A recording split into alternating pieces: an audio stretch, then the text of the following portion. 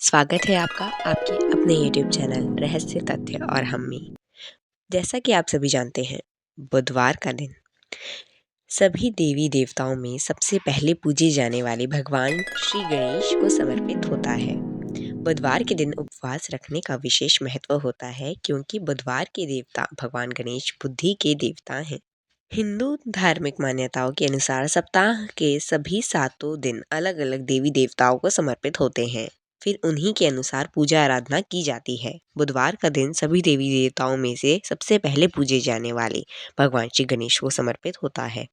बुधवार के दिन उपवास रखने वाला विशेष महत्व होता है क्योंकि बुधवार के देवता भगवान गणेश बुद्धि के देवता हैं। ऐसे में बुधवार के दिन व्रत रखने से जीवन में सुख समृद्धि आती है और समय मंगलमय रहता है। बुधवार का व्रत रखने की विधि कुछ इस प्रकार है। सुबह जल्दी उठकर स्नान करें और साफ कपड़े पहने। घर के ईशान कोण में गंगाजल छिड़के और पूजा की चौकी स्थापित करें। चौकी पर हरा रंग का कपड़ा बिछाएं और गणेश जी की मूर्ति स्थापित करें। गणेश जी को पंचामृत से अभिषेक करें। गणेश जी को कुमकुम, हल्दी, चंदन, अबीर, गुलाब, फूल और सिंदूर अर्पित करें। गणेश जी को 11 द्रोवा अर्पित करें। गणेश जी को भोग के रूप में मोदक या बेसन के लड्डू या फिर हलवा लगाएं। बुधवार व्रत की कथा सुने, गणेश जी की आरती करें। शाम को गणेश जी की पूजा करें और सात्विक भोजन करें। बुधवार व्रत से जुड़ी कुछ खास बातें। इस दिन हरे रंग के कपड़े पहनना शुभ माना जाता है। इस दिन नमक नहीं खाना चाहिए। इस दिन हरी सब्जियां, हरे वस्त्र और ज़रूरतमंदों को दान करना चाहिए। पूजा के बाद गरीबों को दान धर्म करें और उनकी मदद करें। कब से शुरू करें बुधवार का व्रत? बुधवार का व्रत आप किसी भी माह के शुक्ल पक्ष से शुरू कर सकते हैं। आप 7, 11 या फिर 21 बुधवार का व्रत करने का संकल्प ले सकते हैं। संकल्प के अनुसार व्रत पूरा होने के बाद आप उद्यापन कर सकते हैं। आइए जानते हैं बुधवार व्रत की उद्यापन विधि क्या होगी।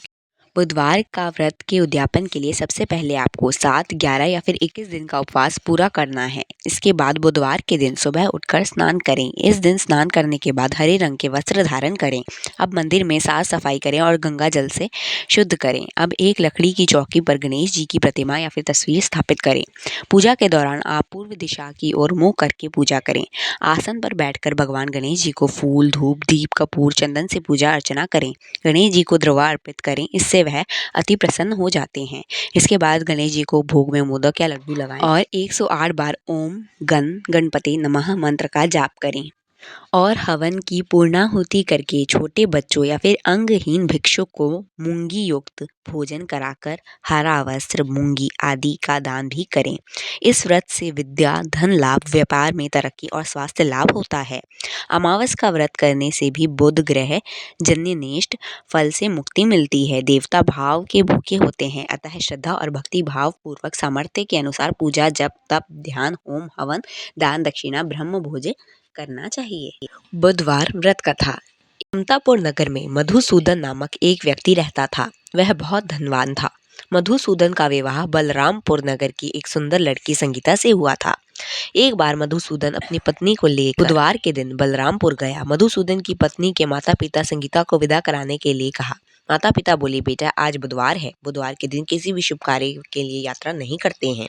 लेकिन मधुसूदन नहीं माना। उसने ऐसी शुभ अशुभ की बातों को ना मानने की बात कही। दोनों ने बैलगाड़ी से यात्रा प्रारंभ की। 2 कोस की यात्रा के बाद उसकी गाड़ी का एक पहिया टूट गया। वहां से दोनों ने पैदल यात्रा शुरू की। रास्ते में संगीता को प्यास लगी। मधुसूदन उसे एक पेड़ के नीचे बैठाकर जल लेने चला गया। थोड़ी देर बाद मधुसूदन कहीं से जल लेकर वापस आया तो वह बुरी तरह हैरान हो उठा क्योंकि उसकी पत्नी उसके पास उसी की शक्ल वाली सूरत के दूसरे व्यक्ति के साथ बैठी थी। संगीता भी मधुसूदन को देखकर हैरान रह गई। वह दोनों में कोई अंतर नहीं था। मधुसूदन ने उस व्यक्ति से पूछा कि तुम कौन हो और मेरी पत्नी के पास क्यों बैठे हो?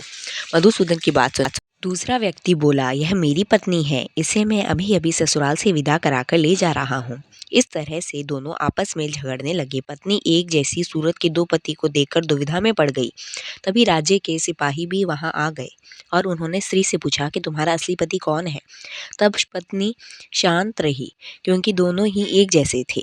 पत्नी के लिए असली पति पहचानना मुश्किल हो रहा था। तब वह व्यक्ति ईश्वर से प्रार्थना करने लगा और बोला, हे परमेश्वर, यह क्या लीला है कि मेरी पत्नी मुझे पहचान नहीं पा रही। तभी आकाशवाणी हुई कि मूर्ख, आज बुधवार के दिन तुझे यात्रा नहीं करनी चाहिए थी, पर तूने अपने सास ससुर की बात नहीं मानी और चल पड़ा। यह सब लीला बुद्धदेव भगवान की है। तब उस व्यक्ति ने बुद्धदेव से प्रार्थना की और सच्चे मन से अपनी गलती की क्षमा मांगी, और फिर बुद्धदेव जी अंतर्ध्यान हो गए। इसके बाद वह व्यक्ति अपनी स्त्री को लेकर घर वापस आ गया। कहते हैं इसके बाद से ही वे दोनों पति पत्नी बुधवार के व्रत नियम पूर्वक रखने लगे। बुधवार कथा नंबर 2।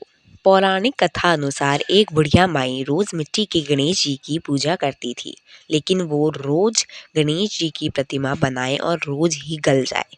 उसके घर के सामने एक बार किसी सेठ जी का मकान बन रहा था। बुढ़िया माई ने मकान बनने वाले कारीगरों से बोला, भाई, मेरे मिट्टी से बनाए गणेश जी रोज गल जाते हैं, आप मुझे पूजा के लिए पत्थर से एक गणेश जी बना दो, आपकी बहुत कृपा होगी। मकान बनाने वाला कारीगर बोला, माई, जितनी देर में हम तुम्हारे लिए गणेश जी बनाएंगे, उतनी देर में हम दीवार पूरी कर देंगे। बुढ़िया ये सुनकर दुखी मन से घर वापस आ गई। दीवार पूरी करते करते शाम हो गई, लेकिन दीवार पूरी न हो सकी। कारीगर जितनी बार दीवार बनाए उतनी बार वो टेढ़ी हो जाए। शाम को सेठ जी आए तो उन्होंने कहा, आज कुछ काम नहीं किया। तब मकान बनाने वाला एक कारीगर सेठ जी के पास गया और उसने बुढ़िया वाली बात बताई। तब सेठ जी ने बुढ़िया माई के घर गए और उनसे कहा, माई, तुम दीवार सीधी कर दो, हम तुम्हें एक सोने के गणेश जी बनवा कर दे देंगे। गणेश जी की ने ये बात सुनते ही सेठ जी की दीवार सीधी कर दी। सेठ जी ने बुढ़िया को सोने के गणेश जी बनवा कर दिए। वैसे ही हम प्रार्थना करते हैं, हे बिनदायक जी महाराज, आपने जैसे सेठ जी की दीवार सीधी कर दी, वैसे ही हमारे सभी कार्य सीधे करना। जय श्री गणेश। हमारे चैनल को लाइक, सब्सक्राइब और शेयर करना ना भूलें।